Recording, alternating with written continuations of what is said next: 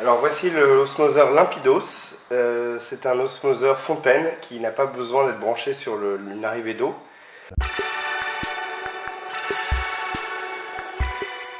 Je vous montre un peu de quoi ça a l'air. Bon, je sais que c'est mieux. Vous avez tout simplement un réservoir qui contient jusqu'à 4,5 litres d'eau.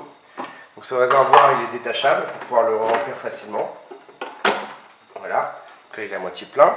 Vous pouvez le remplir au robinet et ensuite, une fois que vous le branchez, l'osmoseur va automatiquement puiser l'eau dedans, remplir son petit réservoir interne.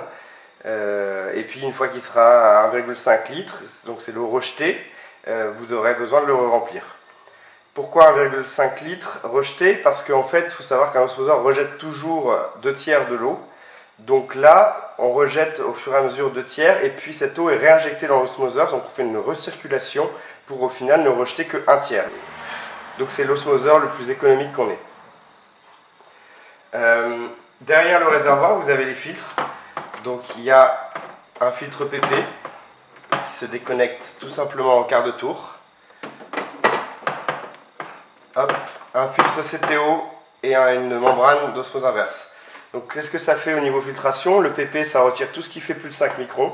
Le CTO ça retire tout ce qui est chlore, odeur, goût, éventuellement turbidité de l'eau. Et l'osmose inverse ça retire tout ce qui fait plus de 0,0001 microns. Donc en gros absolument tout, il ne reste plus que de l'eau quasiment pure avec un petit peu de calcium et de magnésium qui passe à travers. Pour le branchement c'est très simple, vous avez simplement une prise à brancher sur le courant. Alors on va brancher le réservoir. Hop. Et ensuite tout se passe en façade.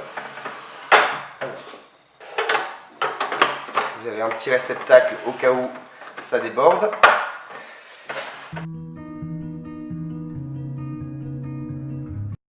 En façade, vous avez un verrou qui permet d'éviter que les enfants se brûlent. Donc je déverrouille et ensuite je peux augmenter la température. Donc là, 45 degrés, 85 degrés, idéal pour le thé ou le café, voire 100 degrés pour avoir de l'eau bouillie. Je vais remettre température ambiante. Et ensuite, tout simplement, vous avez le bouton Output. Vous mettez votre verre et puis ça vous donne de l'eau pure. Vous l'arrêtez quand vous voulez en appuyant sur le bouton. Et si vous oubliez d'appuyer, et ben, au bout de 25 centilitres, ça se bloque tout seul. Donc ça évite que ça déborde et que tout votre osmoseur se vide dans votre cuisine.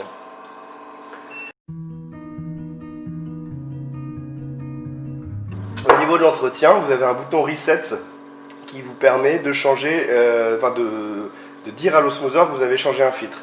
Là, vous remarquerez que vous avez 3 petites barres pour le niveau d'usure de chaque filtre, pour le PP, le CTO, RO qui est le Reverse Osmosis.